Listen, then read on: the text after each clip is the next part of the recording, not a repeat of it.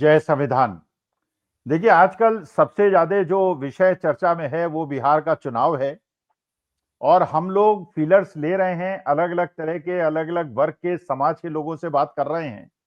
ये जानने के लिए कि चुनाव आयोग के एसआईआर के बावजूद और लाखों वोट काटने के बावजूद और कई सारी विधानसभाओं में और खास तौर से सीमांचल के अंदर बड़ी संख्या में वोट काटने के बावजूद और एक भी रोहिंग्या न पकड़ने के बावजूद जो पूरा एक नैरेटिव बनाया था भारतीय जनता पार्टी ने रोहिंग्यास का और घुसपैठियों का, उसका फेल होने के बावजूद जो एसआईआर का प्रयास चुनाव आयोग ने किया, तो हम तो अपना आंकलन करते रहते हैं, वहां के पत्रकारों से बात करते रहते हैं, लेकिन जो बिहार के अलग-अलग समाज के लोगों से आते हैं और जिनकी पैठ है बिहार के अंदर, जो बिहार के अंदर रहते हैं, बिहार में लोगों से बात करते हैं, अलग-अलग समाज के लोगों से बात करते हैं, तो मैंने कहा कि एक आज नया एंगल जोड़ा जाए। एक बुद्धिजीवी, प्रबुद्ध व्यक्ति डॉक्टर बीरेंद्र प्रसाद, जो फाइनेंस के प्रोफेसर हैं, बड़े एस्टेब्लिश्ड प्रोफेसर हैं, बहुत सारी यूनिवर्सिटी में इन्होंने पढ़ाया है, अभी भी पढ़ा रहे हैं।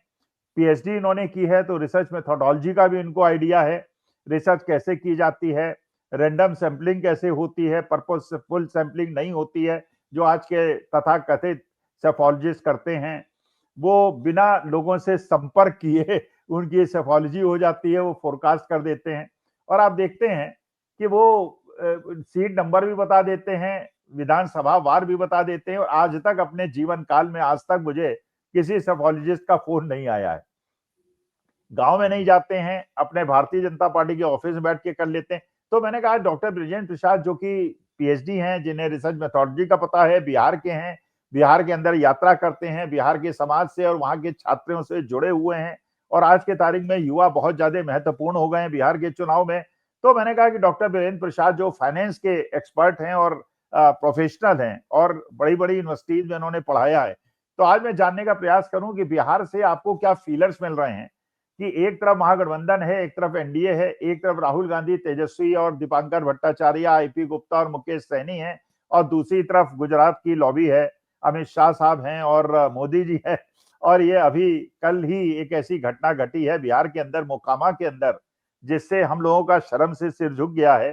जिस प्रकार से वहां पे एक यादुवंशी समाज के जो सभापति थे दुलार चंद यादव, उनकी दिन दहाड़े वहां के जो जनता दल यूनाइटेड के कैंडिडेट अनंत सिंह है, बाहुबली अनंत सिंह ने, और जिस प्रकार से दुलार चंद यादव का पोता कह रहा है कि बिल्कुल जंगल राज है और मेरे बाबा को गाड़ी में बुला के गोली मारी गई, फिर गाड़ी से उनको कुचल दिया गया। तो ये जो जंगल राज के दृश्य आजकल दिख रहे हैं, तो मैंने कहा बीरेंद्र प्रसाद साहब से पता चलाऊं, क्योंकि एक अलग प्रकार के समाज का, एक बुद्धिजीवी समाज का रिप्रेजेंटेशन करते हैं, छात्रों के संपर्क में रहते हैं। तो मैं डॉक्टर प्रसाद से निवेदन करूंगा कि आप बताएं कि आपका आंकलन बिहार चुनाव के बारे में, चुनाव आयोग जो हेराफेरी करेगा उसको अलग रखते हुए आपका आंकलन क्या है? स्वामी सर, सबसे पहले तो आपको प्रणाम।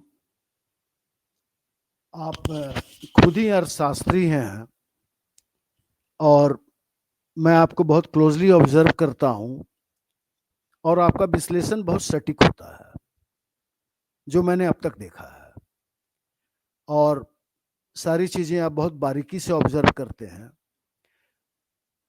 शिक्षक होने के नाते मेरे को एक बहुत दर्द है जो मैं आपसे शेयर करना चाहूंगा। जब मैं छात्रों की बेरोजगारी देखता हूं, उनके माँ बाप की चिंताएं देखता हूं, ये चीजें मेरे को बहुत व्यथित कर रही हैं। मैं पर्सनली बहुत आहत हूं इस चीज से। जिस कॉलेज में भी जाता हूं, उसके प्लेसमेंट सेल से जब मुलाकात होती है, छात्र कहते हैं कि सर मैंने जमीन बेच करके फी दिया है, कर्ज लेकर के फी दिया है। एक बार मेरे माँ बाप को समझा दीजिए कि समस्या है जॉब की। उनको ऐसा लगता है कि मैं ही नाकाबिल हूं, मेरे को जॉब नहीं मिल रही है। ये चीजें बहुत लंबे समय से मेरे को व्यथित कर रही हैं और मैं समझता हूं कि इस तरह का शायद अनुभव आपको भी हुआ होगा छात्रों से मुलाकात के बाद। मतलब जिस तरह से पेरेंट्स से बात करता हूं, लिटरली वो उनकी आंखों में आंसू आ जाते हैं कि मैंने तो बच्चे को ये सोच करके कर्ज लेकर के भेजा था कि एक बार ये कोर्स पूरा कर लेगा। मैं मैनेजमेंट की स्पेशली बात कर रहा हूँ, बिकॉज मैं मैनेजमेंट का अध्यापक हूँ। तो एक बार बेटा मेरा कोर्स पूरा कर लेगा तो मेरे घर की सारी चीजें ठीक हो जाएंगी। कोर्स भी हो गया, सब कुछ हो गया, माँ बाप ने कर्ज लेकर के दिया, इंटरेस्ट पे लेके दिया, जमीन बेच के दिया, लोगों से, अपने रिश्तेदारों से मैंने सहयोग लेकर के किया, और बच्चा इतना डिप्रेशन में आ गया है स्वामी सर कि मैं आपको बता नहीं सकता हूं। मैं तो अब तक मैं लगता हजारों छात्रों का इस मामले में काउंसलिंग किया हूं, और लिटरली मैं उनके सामने कमजोर पड़ता नहीं, दिखाना नहीं चाहता, लेकिन मेरे अंदर भी आंसू आ जाते हैं ये देख करके, क्योंकि मैं उनमें अपने बच्चों का प्रतिबिंब देखता हूं। कहीं ऐसा तो नहीं कि मेरा बच्चा भी इसी हालत से गुजरेगा। तो ये चीजें बहुत ही व्यथित कर रही हैं। जैसा आपने कहा बिहार का, जो अभी आपने इंसिडेंट कोट किया अनंत सिंह का, वो तो बाहुबली है, शुरू से बाहुबली है। वो कई खून के आरोप हैं उस पे ऊपर, उसका कोई भी इंटरव्यू देख लीजिए, वो तो बहुत बेबाकी से कहते हैं कि मैं अभी अभी जेल से छूटा हूं, जैसे कि किसी मतलब की प्राइज लेकर के आए हूं। तो ये बाहुबलियों का साम्राज्य चल रहा है।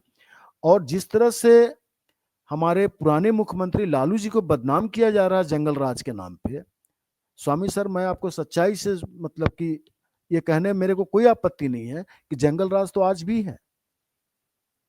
लोग पुराने नेता पे आरोप लगा रहे हैं, और जहां तक तेजस्वी जी की बात है, उनकी एक्सेप्टेंस लेवल बहुत हाई है, बहुत हाई है। मैं तो जनमानस से मिल रहा हूं, इवन मैं बीजेपी के कार्यकर्ताओं से भी मिला हूं, उनका भी ये मानना है, बिकॉज बीजेपी के कार्यकर्ता है लेकिन साथ में वो पेरेंट भी हैं, और उनके घर में खुद ही उनके बच्चे बेरोजगार हैं। वो बहुत व्यथित है इन चीजों से। वो कह रहे हैं नहीं सब कुछ ठीक है, लेकिन नौकरी अगर हो जाती तो अच्छा होता। तो बेरोजगारी एक बहुत बड़ा मुद्दा है आज के दिन, बहुत बड़ा मुद्दा है। अच्छा प्रसाद साहब, एक चीज ये बताइए कि बिहार के अंदर उद्योग क्यों नहीं लगे? जो उद्योग थे वो सारे के सारे उद्योग बंद हो गए। जैसे वहां पे चीनी मिलें थी, 25% का कंट्रीब्यूशन शुगर केन का बिहार से होता था, बहुत सारी बिल्कुल, शुगर मिल्स थी, सब बंद हो गई, सारी बिल्कुल इंडस्ट्रीज ठीक। बंद हो गई। पिछले 20 साल के अंदर शायद ही कोई इंडस्ट्री लगी। इसके पीछे क्या राज है? गुजरात के अंदर इंडस्ट्रियलाइजेशन हुआ, साउथ के अंदर हुआ, बल्कि केरला तो एक ऐसा स्टेट बन गया है जिसने एक्सट्रीम पॉवर्टी को खत्म कर दिया। एकमात्र बिल्कुल, स्टेट है पूरे बिल्कुल, देश के अंदर जिसने बिल्कुल। एक्सट्रीम पॉवर्टी को खत्म कर दिया। गुजरात के अंदर इंडस्ट्रियलाइजेशन हो रहा है, बिहार के लोग लद लद के गुजरात जाते हैं और छठ में वापस आते हैं। ये इंडस्ट्रियलाइजेशन बिहार का डबल इंजन सरकार ने क्यों नहीं किया? आपका आंकलन क्या है? स्वामी सर, पता नहीं आप इतने बड़े विश्लेषक होने के बावजूद भी डबल इंजन क्यों कह रहे हैं, ये मैं नहीं समझ पा रहा हूं। इंजन तो है ही नहीं। देखिए, मैनेजमेंट में एक कॉन्सेप्ट होता है, principle of non cooperation. Principle of non cooperation basically 1+1, आप भी जानते हैं इस चीज को कि 2+2 5 कहते हैं हम लोग, जिसको सिनर्जी कहते हैं हम लोग मैनेजमेंट की भाषा में, राइट। लेकिन 2+-2 तो 0 हो जाएगा, और 2+-3 कर दो तो -1 हो जाएगा। This is called principle of non cooperation, right. ये हो रहा है बिहार में, सिर्फ जनता को लुभावने चीजें दिखाकर झांसा दिया जा रहा है, बड़ी बड़ी बातें की जा रही हैं। आपको अगर याद होगा कि हमारे माननीय प्रधानमंत्री जी ने 60,000 करोड़ दूं, 70,000 करोड़ दूं, 80,000 करोड़ दूं, 1 लाख करोड़ कर दूं क्या? आपको इस ऐतिहासिक वो भाषण याद होगा। मिला तो कुछ भी नहीं बिहार को। अच्छा प्रसाद साहब, एक चीज और बताइए, क्योंकि मैं तो देखिए उत्तर प्रदेश का रहने वाला हूं, हमारे यहाँ छठ नहीं मनाई जाती। आप तो बिहार के हैं, आपके यहाँ छठ मनाई जाती है। तो बहुत जो बड़ा राहुल पर्व। गांधी ने स्टेटमेंट दिया था कि वहां पे आपने एक मिनरल वाटर का पॉन्ड बना के मोदी जी के नहाने की व्यवस्था की। और देखिए हमारे यहाँ तो ये माना जाता है, हम तो ये मानते हैं, जो छठ को हम लोग बड़ा महत्व देते हैं, बड़ा इज्जत से देखते हैं उस त्योहार को, क्या त्याग का त्योहार है, पति पत्नी का त्योहार है। बेसिकली ये नहाने का त्योहार नहीं है, स्नान करने का त्योहार नहीं है, अर्घ देने का है और सूर्य हाँ, देवता को प्रणाम करने का है, उसकी कृपा के लिए उन्हें धन्यवाद देने का है, पति पत्नी का बिल्कुल। त्योहार है। तो ये जो राहुल गांधी ने कहा और फिर मोदी जी ने कहा कि ये एक प्रकार से उन्होंने छठ मैया का अपमान कर दिया, तो क्या मिनरल वाटर एक व्यक्ति के लिए हो और बाकी लोगों के लिए गंगा, ये यमुना गंदी हो? ये राहुल गांधी ने अपमान किया या मोदी जी ने अपमान किया? आप क्योंकि छठ को मनाते हैं, आपका क्या विचार है इसके बारे में? देखिए स्वामी सर, छठ बिहार में, झारखंड में सबसे बड़ा फेस्टिवल है। इससे बड़ा फेस्टिवल कुछ भी नहीं है। तभी आपने देखा होगा कि रेलों में किस तरह की लाइन लगी हुई थी। छठ में लोग जाते हैं, छठ बहुत श्रद्धा से की जाती है। इसमें गरीब अमीर किसी तरह का कोई भेदभाव नहीं होता। इवन अगर मेरी मेड ने भी छठ किया है तो घाट पे मैं उसके पैर छूऊंगा, घाट पे मैं उसके पैर ही छूऊंगा, चाहे वो हमारे घर में नौकरानी का काम करती हो। ये एक बड़ा डिफरेंट फेस्टिवल है। न इसमें उम्र की कोई सीमा है। मैं अपने छोटों को भी पैर छूऊंगा। मान लीजिए कोई 25 साल की लड़की हो, छठ किया हो, लड़की कहना गलत होगा, लेट से मैरिड लेडी है और छठ किया है, तो उस समय वो व्रती है, मैं उसके पैर छूऊंगा वहां पे। ये इतना पीयूष फेस्टिवल है, इतना बड़ा फेस्टिवल है बिहार में, इसकी कल्पना नहीं की जा सकती।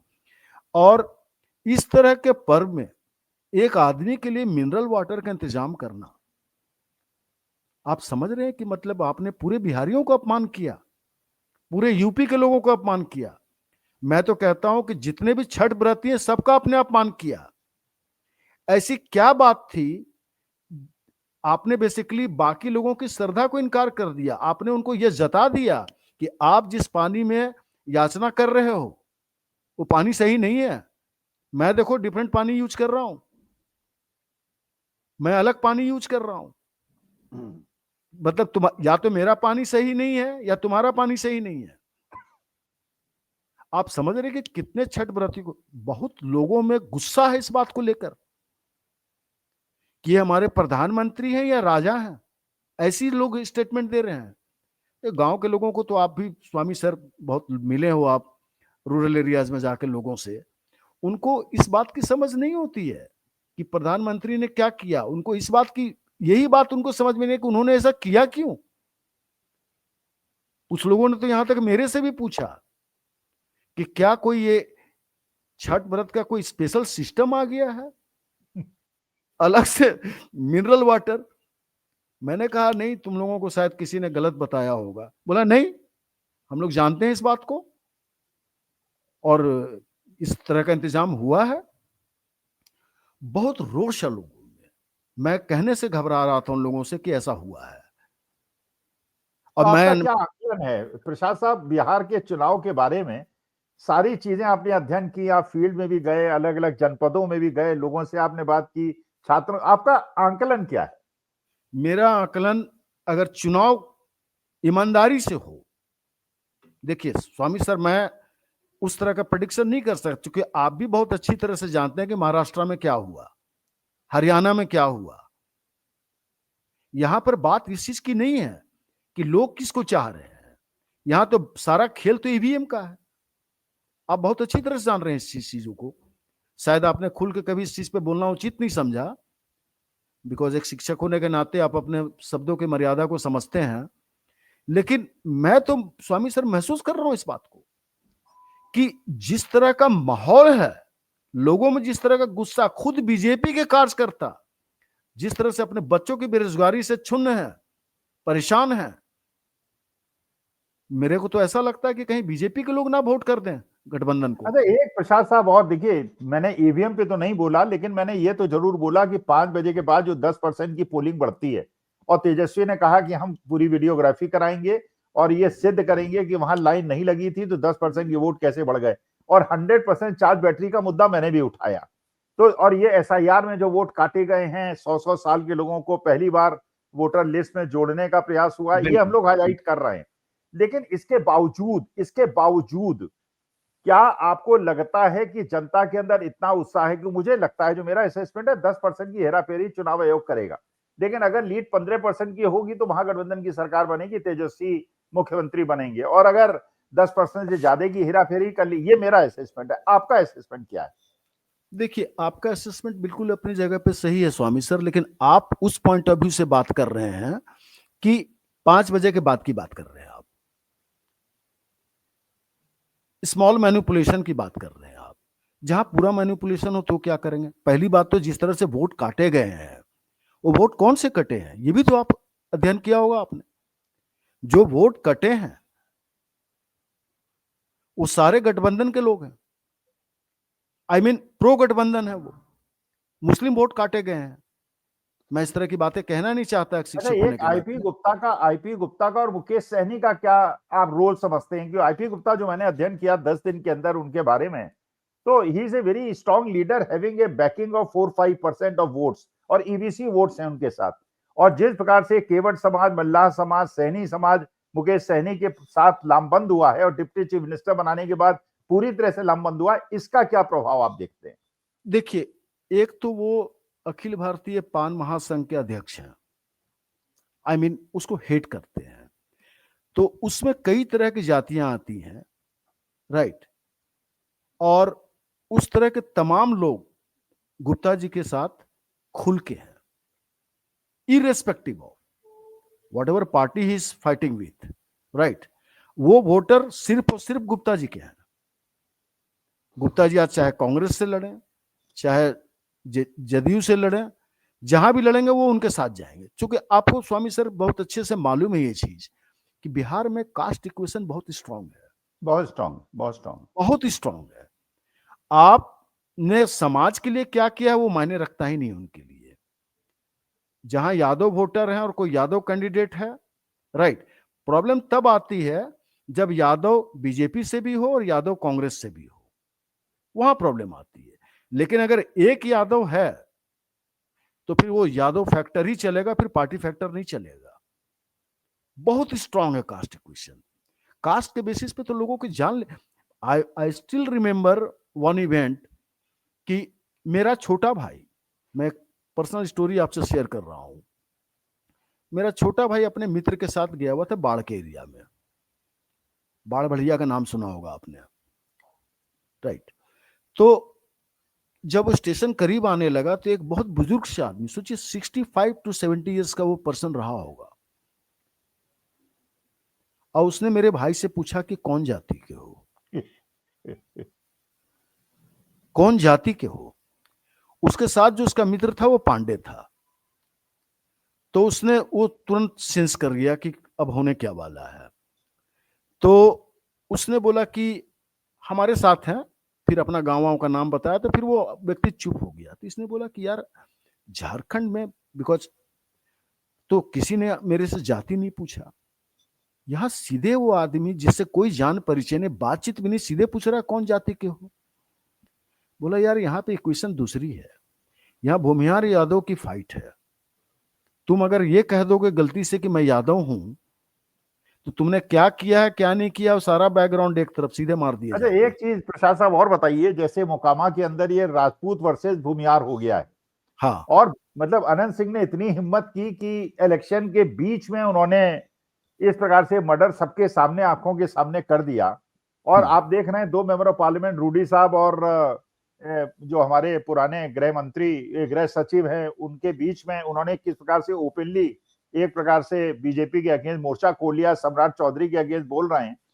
तो ये कुछ मुझे लग रहा है सवर्ण राजनीति में भी कुछ परिवर्तन आ रहा है। हाँ, बिल्कुल बिल्कुल। देखिए अनंत सिंह बेसिकली पॉलिटिशियन मैं नहीं कहूंगा, बेसिकली वो बाहुबली है, बेसिकली बाहुबली है। और सिर्फ मसल स्ट्रेंथ पे वो चुनाव जीतते हैं। उनके बीच में, हालांकि बीच में उनको दिक्कत आई थी, मुंगेर के जो यादव जी थे उन्होंने उनको परेशान अच्छा खासा किया था, लेकिन बाहुबली तो है, इसमें कोई दो राय नहीं है। लेकिन और सूरभान सिंह भी बाहुबली हैं, सूरभान सिंह भी बाहुबली हैं। बट सूरजभान सिंह और अनंत सिंह के नेचर में थोड़ा सा अंतर है।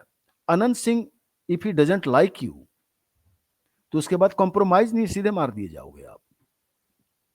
सूरजभान सिंह लिटिल बिट थोड़े से रिफाइंड है, ये सारे। लेकिन अब रिफाइंड क्या कहूं स्वामी सर आप अच्छे, इसमें रिफाइंड क्या कहना, मतलब गलत तो दोनों ही है। एक ज्यादा गलत है, थोड़ा उससे 19-20 का ही फर्क है, ज्यादा फर्क नहीं है। जितने भी बाहुबली हैं, और बेसिकली बिहार में एक और दूसरी समस्या है कि राजपूत बाहुबली और भूमिहार बाहुबली में थोड़ा सा अंतर है। राजपूत बाहुबली आज भी थोड़े से रिफाइंड है, बहुत निम्न स्तर की हरकत वो नहीं करेंगे। लेकिन जितने भी भूमिहार बाहुबली है, मेरा जो अपना ऑब्जर्वेशन है, पर्सनल ऑब्जर्वेशन मैं कहूंगा, you made differ with me, जितने भी भूमिहार बाहुबली हैं वो रिवेंज में कोई कसर नहीं छोड़ते। अच्छा, दलितों की राजनीति में आपको क्या अंतर पता चलता है राजेश राम के अध्यक्ष बनने से और राहुल गांधी का अति पिछड़े अति दलितों पे ध्यान देने से? क्योंकि असली डिसाइडिंग फैक्टर तो देखिए कोई ईबीसी और दलित होंगे, उस पे आपको क्या इफेक्ट दिखता है? देखिए, मैं स्वामी सर ये बात कहने में कोई हिचकिचाहट नहीं है कि अगर वो राजेश राम को अध्यक्ष ना भी बनाते, राहुल गांधी की पॉपुलैरिटी बियॉन्ड इमेजिनेशन है, beyond imagination. Let me share with you, मैं अपनी एनालिसिस की बात नहीं कर रहा हूं, मैं लोगों की एनालिसिस बता रहा हूं आपको। I am looking from their lens, I am not using my own lens. लोग कह रहे हैं आज के दिन कि राहुल गांधी जैसा मैच्योर पॉलिटिशियन आज इंडिया में नहीं है। ऐसी बातें भी बोलने वाले लोग मेरे को मिले। बिकॉज देखिए, आप इस बात को मानिए ना मानिए, थोड़ा हो सकता है कि मेरे से आपको डिफरेंसेस आ सकते हैं इस बात में, लेकिन आज राहुल गांधी जिस तरह से जनता के समस्याओं को उठा रहे हैं, जिस तरह से जनता के मुद्दों को फाइट कर रहे हैं, जिस तरह से पार्लियामेंट में आंख से आंख मिला करके दूसरों की आंखें झुका दे रहे हैं, कुछ लोगों ने तो उनको संत तक कहना शुरू कर दिया कि आदमी संत है। स्वामी सर देखिए, आप इस बात से बिल्कुल मेरे से एग्री करेंगे, डिफर करने के कोई चांसेस नहीं है, क्योंकि राहुल गांधी जिस तरह के एलिट फैमिली को बिलोंग करते हैं, कैन यू, मतलब इट इज बियॉन्ड इमेजिनेशन कि एक आदमी के घर में 3-3 प्रधानमंत्री, फादर प्रधानमंत्री, दादी प्रधानमंत्री, परनाना प्रधानमंत्री, ये कोई बहुत मामूली, मेरे को तो ऐसा महसूस होता है कि शायद भारतीय इतिहास में आने वाले टाइम में या कभी भी शायद ऐसा परिवार नहीं होगा। नहीं, वो तो मैंने प्रसाद साहब पर्सनल मेरा एक्सपीरियंस है, इतना हम्बल पर्सन, इतना ज्यादा नॉलेजेबल पर्सन, इतना अच्छा गुड लिसनर, तो मैंने उनके साथ 2 घंटे बैठक हुई हमारी, और मैंने महसूस किया कि वो आदमी जो है वो एज ए टीचर, हम लोग इवेल्युएट करते रहते हैं स्टूडेंट्स को, बिल्कुल, तो तो हम मुझे लोग लगा बॉडी कि बड़ा लैंग्वेज से उच्च पकड़ कोटि लेते हैं। का, बड़ा सभ्य व्यक्ति है, बड़ा समझदार व्यक्ति। चलिए प्रसाद साहब, अब 14 नवंबर को फिर बात करेंगे, देखते हैं जो आपका असेसमेंट है, जो मेरा असेसमेंट है, सही होता है कि नहीं। We will discuss on 14। लेकिन स्वामी सर, मैं जो एक फाइनल अपना जो नटसेल में बता रहा हूं, जनता का जो मूड है कंप्लीट वो गठबंधन के साथ है, complete, that is what I गठबंधन। वांटेड टू हाँ, नो। नहीं, दलित भी, ओबीसी भी, और even even even upper caste के लोगों में थोड़ा सा डिवीजन है, अपर कास्ट में थोड़ा सा, मतलब डिवीजन है। पहले 100% बीजेपी के साथ था, इस बार 100% नहीं, हाँ 100% तो बिल्कुल नहीं है। और एक चीज और बता दूं, 30-70 या 40-60 है, जो 90% हुआ करता था। और एक चीज और जान करके स्वामी अच्छा, सर, आपको मुसलमानों में भी इस बार डिवीजन नहीं है, मुसलमानों में भी कंसोलिडेशन ज्यादा है। हाँ, और एक चीज जानकर आपको आश्चर्य होगा कि इवन बीजेपी और जेडीयू के बीच में भी बहुत अच्छा नहीं चल रहा है। यस। हाँ, और ये हम, मेरे को लगता है कि चुनाव आते आते ये चीजें क्लियर होनी शुरू होंगी। नहीं, बिल्कुल। चलिए और प्रसाद साहब, फिर 14 नवंबर को बात करेंगे। बहुत अच्छा लगा स्वामी सर, नमस्कार। धन्यवाद, नमस्कार। Thank you.